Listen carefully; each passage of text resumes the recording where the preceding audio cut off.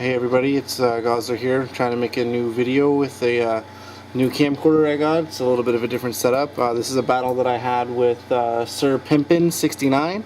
It's just a mixed team battle that I wanted to try, so this is basically how it turned out. It was a real close one. I hope you'll enjoy it.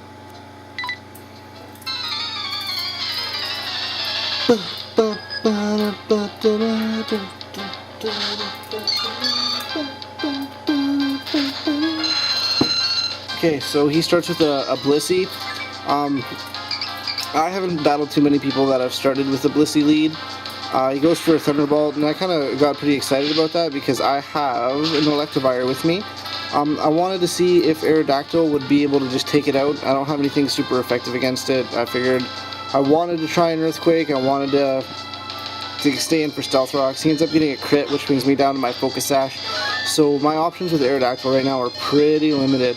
I don't want to fodder him for rocks just yet. I know he's the fastest Pokemon I have on me, so I don't want to waste it just yet. I go to Hitmonlee to try to get the close combat, but I end up selecting Earthquake. He switched when I switched, so I didn't have close combat pre-selected. Hitmonlee does a relatively good amount of damage here to Metagross. I think it brings it over to past half. And I was pretty excited to see that. I figured this Metagross would have lefties on it.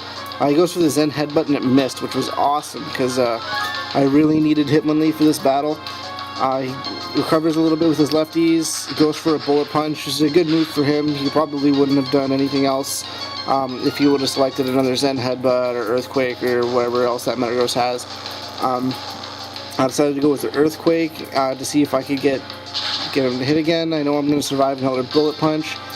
So I'm pretty sure Hitmonlee just takes out this Metagross. I get the crit with the Earthquake, and it worked out pretty well for me. So Metagross is down, and I'm pretty sure he's coming out to an Alakazam. So yeah, he goes to Alakazam. I didn't bring Umbreon or Absol with me. I probably should have brought Umbreon just so I could absorb these psychic attacks. I wanted to switch to Gengar to just take the Psychic and use the Sash and come back with a Shadow Ball. But I know this Alakazam is probably a lot faster than my Gengar, so after Hitmonlee dies, I figured I can try to get it with a physical attack. I know Aerodactyl is probably faster, so I just decided to go with an Earthquake, but he predicted that and switched it back out to Blissey. At this point in the battle, I'm not sure if that Blissey has counter or not.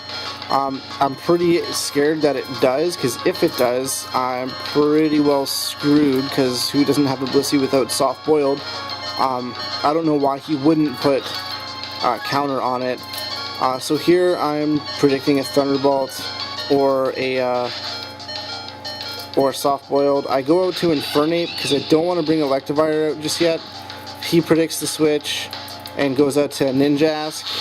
I figured this Ninjask would Swords Dance first, but he decided to go for a Protect, so I basically just wasted a Fire Punch. I have Stealth Rocks on Infernape and Aerodactyl, just in case they get taken out or I get tempted for a kill or something like that. He goes for Swords Dance. I'm trying to send out Aerodactyl to get a Taunt so he can't Baton Pass. It didn't work out the way I wanted it to. He still got a Swords Dance and a Speed Boost in. He got a Protect and he didn't actually use the Swords Dance, my bad. So he goes out to Alakazam, and it turns out to be faster than Aerodactyl, which kind of sucked because, well, I think that Alakazam is Scarfed, so there's nothing really I can do about it. It's one of the fastest Pokemon there is. So I decided to go to Gengar, take the Psychic. It would live with the Focus Sash, and I'll see what I can do to kill it with a Shadow Ball. This is really the only option that I have at this point. I don't have any other Focus Sash Pokemon. Anything else that I bring out is going to get killed. So this was huge for me. This basically decided how the rest of the battle was going to go. So I go to Shadow Ball. I don't get the crit, but I do get the kill, which is fine by me. So this Gengar ended up to be an asset in this battle. It's one of the faster Pokemon that I have. It's not my fastest, but it's pretty quick. And because it's pretty quick, I figured that it would be faster than the Sceptile, but this Sceptile was ridiculously fast. There wasn't really anything I could do about it. I think I bring out Electivire here. I don't want to bring out, no, I go to Starmie because I want to see if it's faster, so I can go for the Ice Beam. But it turns out going for the Leaf Storm, and I basically just wasted my entire Starmie. That was a pretty bad move on my part. I should have went out to Infernape, predicting a grass move. I didn't know if he was going to switch. I just, again, really wanted to test out Starmie's speed. It's one of the fastest Pokemon I have, probably the second or third fastest. I go to Electivire. I know it's going to survive any of the attacks that this Sceptile can dish out, and it's got Fire Punch. So Sceptile goes for a Dragon Pulse, which is a really good move to have on that Sceptile, but I guess its special attack isn't all that great. I don't know why it did so little damage. I decided to go with the Fire Punch, and it ends up doing its job, and Electivire managed to pull through. A lot of the videos that I'm doing, I like to test out Pokemon that I don't normally use, just to see if they're actually worth using. So he goes out to Ninjask again, so I go back out to Infernape. I predicted the Protect this time, so I just decided to go straight for Stealth Rocks. Should have went for the Fire Punch, but I know this Ninjask is probably Focus Sashed. So he goes for the Speed Boost. He's probably gonna... He goes for the X-Scissor here. I don't know why he did that. I mean, he could have brought out any other Pokemon and it would have done much better. I go for the Stealth Rocks, and I'm fearing a Protect here, but it's not really a big issue. It's probably going to Baton Pass now that he's got 2 speeds in. So yeah, so he goes for a Protect just to get another speed boost. It's a good move on his part, nothing I could do to stop it. And now he goes out to... I think he goes out to... I don't even remember who he goes out to. Oh, he goes out to Blissey. This doesn't really do him any good except for the speed boost. Blissey's pretty slow. I don't know why he would have even used Swords Dance. I guess just to get extra damage on the X-Scissor. Maybe he predicted a switch to another Pokemon, but either way, that Ninjask wasn't very strong.